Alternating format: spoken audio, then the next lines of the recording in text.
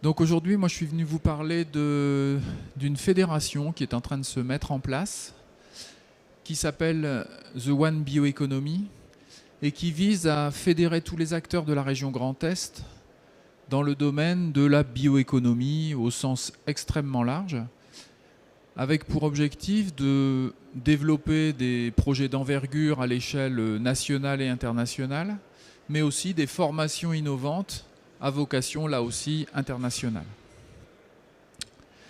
Alors quelques bases qui nous permettent de comprendre pourquoi on a entamé cette démarche. En gros, la bioéconomie, comme vous le savez, puisque dans ce salon, c'est quand même quelque chose qui est bien au cœur de vos préoccupations, la bioéconomie, c'est un axe prioritaire de la région Grand Est, avec justement un objectif de transformer assez drastiquement l'industrie régionale pour se tourner vers des systèmes beaucoup plus respectueux de l'environnement, sans oublier la vocation économique quand même de la production. Et donc il y a beaucoup de moyens qui ont été mis par la région, notamment un demi-milliard d'euros sur 5 ans qui est affecté à cette grande ambition. Et puis si on élargit un petit peu notre domaine d'études et qu'on s'intéresse à l'Europe, on se rend compte que là aussi cet impact de la bioéconomie est extrêmement fort, notamment dans le cadre du Green Deal, dont on a à peu près tous entendu parler et qui là représente 1000 milliards d'euros sur 10 ans, donc on arrive à des sommes qui sont totalement impressionnantes. Et puis au niveau mondial, on vient de dépasser hier ou avant-hier les 8 milliards d'habitants sur Terre. Alors l'aspect fin zéro, essayer de nourrir la planète, c'est que ça devient une ambition qui n'est plus du tout secondaire, mais qui devient prioritaire. On parle de 10 milliards d'habitants en 2050, donc là, va quand même falloir trouver des solutions un peu innovantes. Et puis, par chance, en France, on ne souffre pas trop de la faim, mais par contre, on est très attentif à notre bonne santé, à notre bien-être. Et puis, tout ça, il faut que ça s'intègre dans une démarche qui s'appelle de consommation et de production responsable. Donc tout ça se mêle à notre objectif de dire comment est-ce qu'on peut faire évoluer les choses pour aller dans le bon sens. Alors j'ai pris quelques chiffres, alors j'en ai mis plein sur la diapo, quelques chiffres qui sont publiés par la région et qui permettent d'identifier l'importance de cette bioéconomie au niveau régional. On voit par exemple que dans le secteur agricole, il y a 160 000 employés, donc c'est un secteur extrêmement vivace. On a 30 000 personnes dans le domaine de l'agroalimentaire. Dans le domaine du bois, je dois voir le chiffre quelque part aussi, ça représente plusieurs dizaines de milliers d'emplois. Bref, on a un secteur qui est très vivant en région Grand Est. Et entre académiques et industriels, on essaie de voir comment répondre à cet état et proposer des solutions innovantes. Et c'est ce que je vais essayer de vous expliquer aujourd'hui.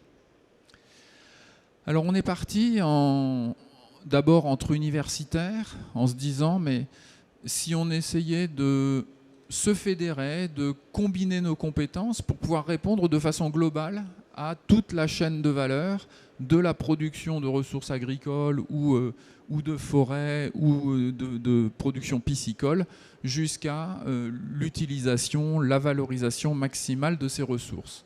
L'objectif étant d'aller vers du zéro déchet.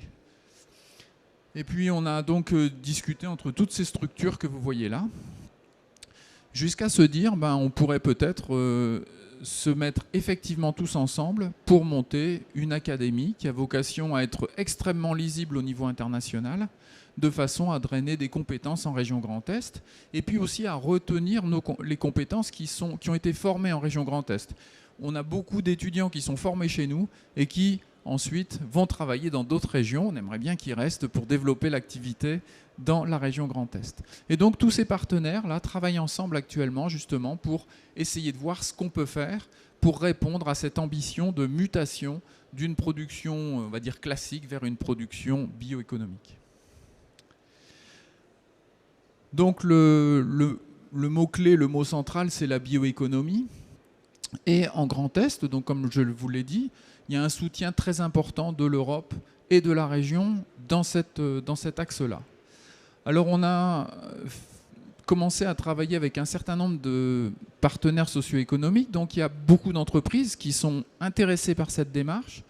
On a monté comme ça plusieurs chaires universitaires, une chaire qui s'appelle Bio4Solutions, qui permet de travailler sur le remplacement des pesticides dans les productions.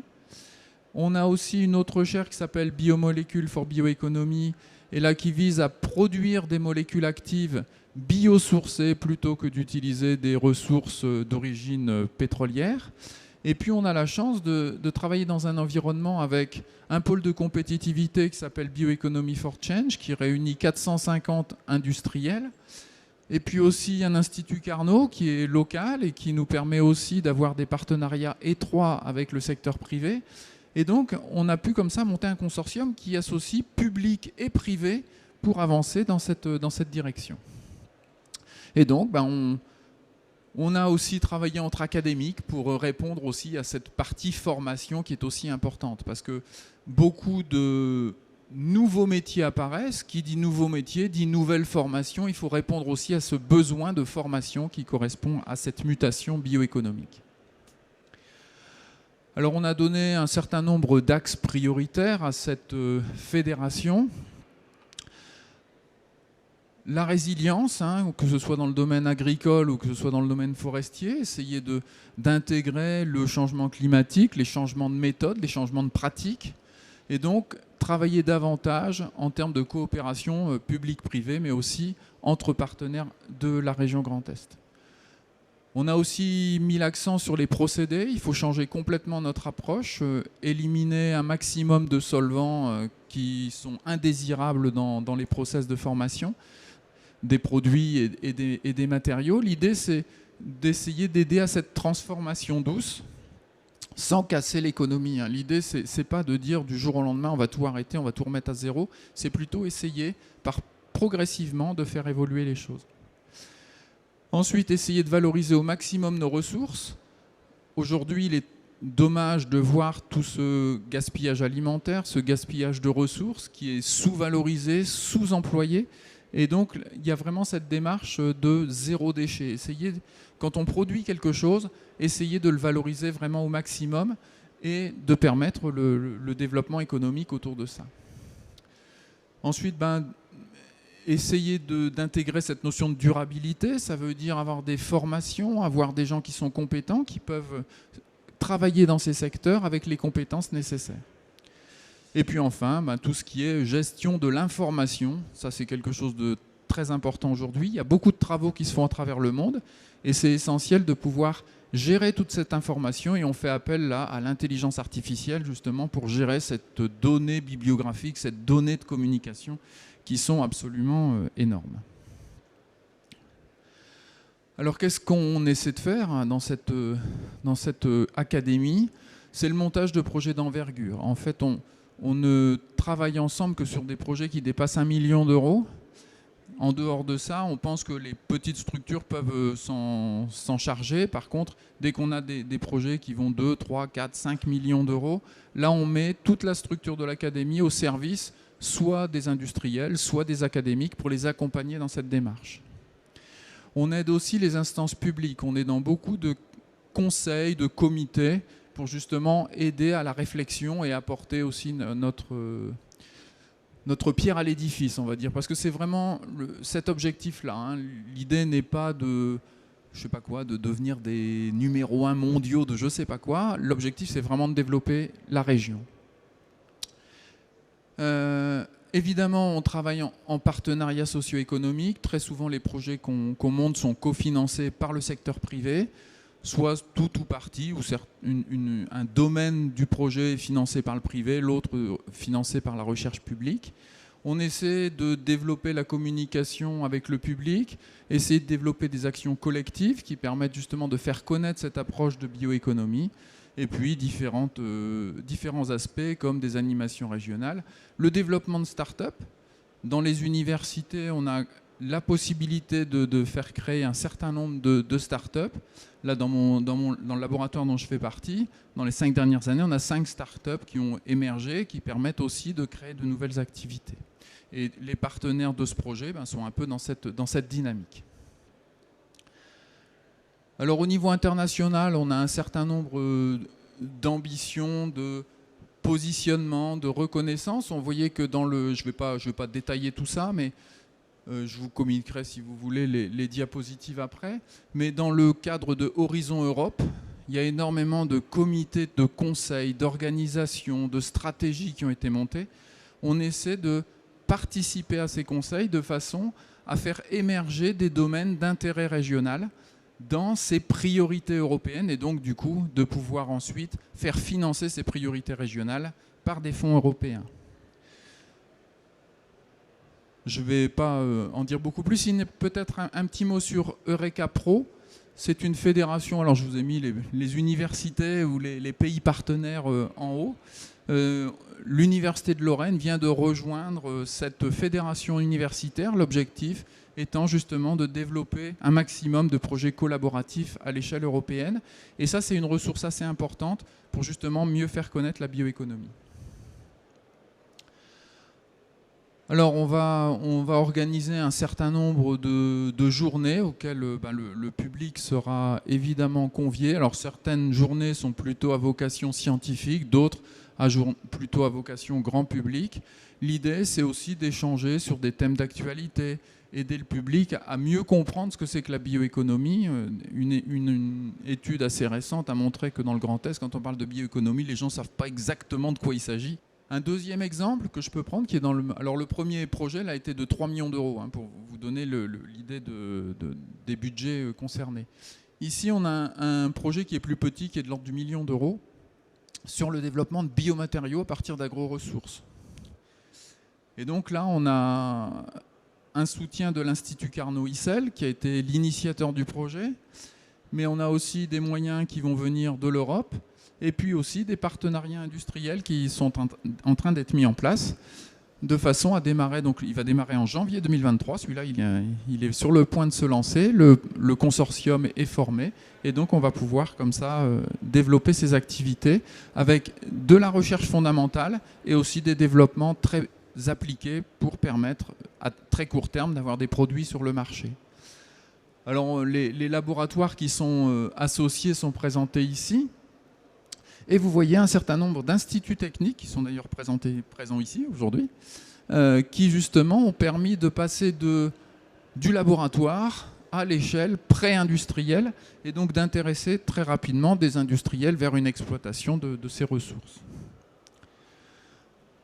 Et donc l'objectif de ce projet, qui va s'étaler sur 3 ou 4 ans, en général on part sur 3 et on finit sur 4 parce qu'on prend toujours un peu de retard, mais donc c'est de développer différents systèmes qui vont permettre à la fois de développer des matériaux denses, donc non poreux, qui vont faire de l'emballage, qui vont faire des systèmes de protection, jusqu'à des filtres de dimensions maîtrisées. Et donc à partir de la même matrice, on va pouvoir décliner toute une gamme de produits, du matériau le plus étanche jusqu'au matériau le plus poreux, en fonction des besoins qu'on va avoir au niveau industriel. Et les applications, bien, ça va être l'automobile, l'isolation, l'emballage, etc., etc. Ils sont présentés d'ailleurs ici, quelques exemples. Le transport, en ce moment, il y a une forte demande pour alléger les véhicules. On fait des voitures électriques qui sont de plus en plus lourdes, donc il faut gagner du poids ailleurs. Et donc l'idée, c'est d'innover avec des matériaux d'origine biologique, de façon justement à alléger ces véhicules et à permettre de consommer moins. Donc là, on a utilisé toutes les échelles, de la paillasse, vous voyez des petites boîtes de pétri dans lesquelles on a fait les premiers essais de conception de matériaux, jusqu'à du développement à échelle industrielle grâce au centre technique qui était partenaire du projet. Et donc on va continuer, donc là, le projet maintenant ça y est se met en route, et donc on va aller vraiment jusqu'à la valorisation industrielle au travers de démonstrateurs et de partenaires industriels qui vont développer ces activités. Un troisième exemple de projet un peu dans le même esprit, les barquettes alimentaires dans les cantines scolaires. Elles sont pour la majorité en matière plastique, en polypropylène. il y a une réglementation qui est sortie en 2019 qui dit qu'il faut supprimer tous les plastiques à usage unique, donc tous les plastiques qu'on va utiliser une seule fois. Et par conséquent, il faut les remplacer par des matériaux biosourcés. Et donc on a travaillé dans ce domaine-là avec un certain nombre de partenaires. Alors vous voyez des partenaires publics, la mairie de Nancy, le centre technique du papier, mais aussi des partenaires privés, Norske Skog, Tereos, la Sodexo qui fournit justement ces barquettes, et puis des producteurs aussi de matières premières végétales comme Inverse qui produit du chitosane. Et donc l'idée c'est de mettre tous ces gens-là autour de la table de façon à aller vraiment vers une solution concrète le plus vite possible. Et c'est vraiment la vocation de l'académie, c'est de réunir un maximum de partenaires qui vont travailler de façon synergique pour arriver à une solution industrielle le plus rapidement possible. Donc avec ce procédé, on est au milieu du chemin, on va dire. On a commencé à développer un certain nombre de barquettes que je vais vous montrer, mais les challenges sont assez compliqués parce qu'il faut pouvoir réchauffer dans ces barquettes. Il faut qu'il n'y ait pas d'interaction entre la barquette et l'aliment. Il faut que l'aliment reste le plus propre possible.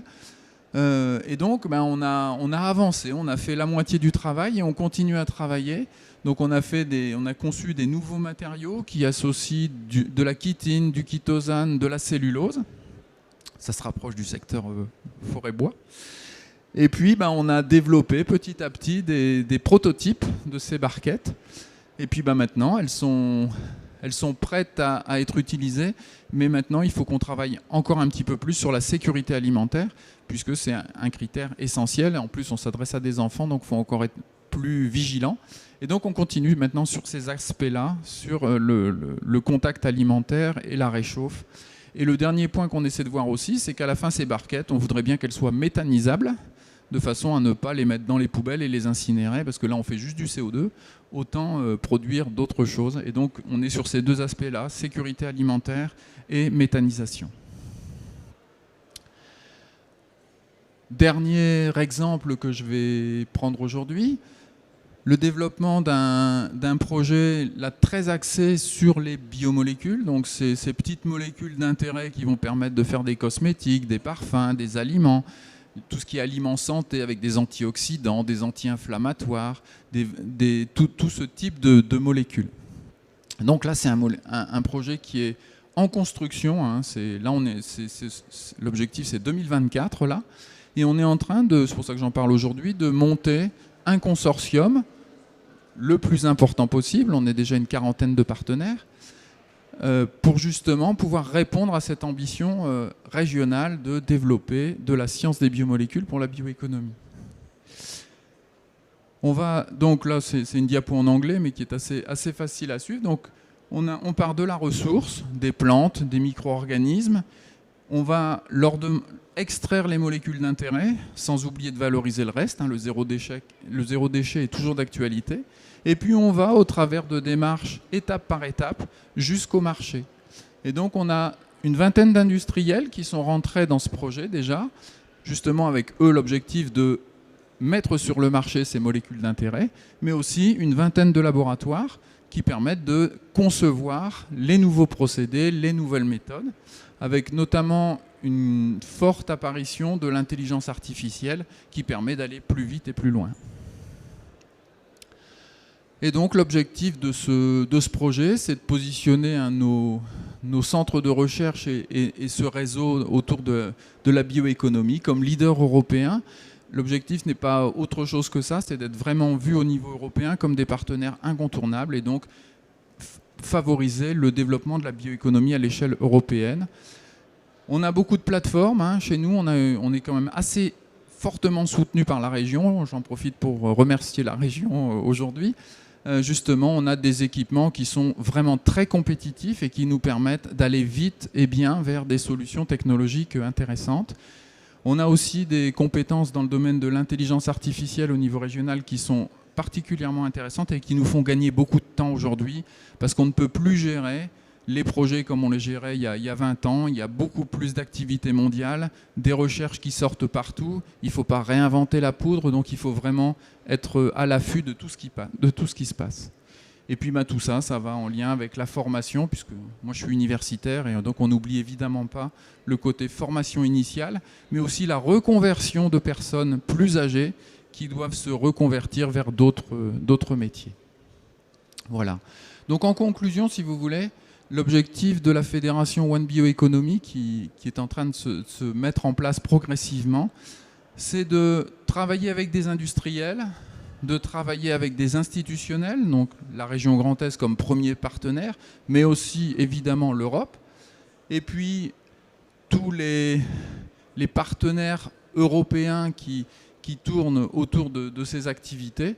L'objectif est donc de réunir tous ces gens-là de façon à produire quelque chose qui donne une performance assez intéressante.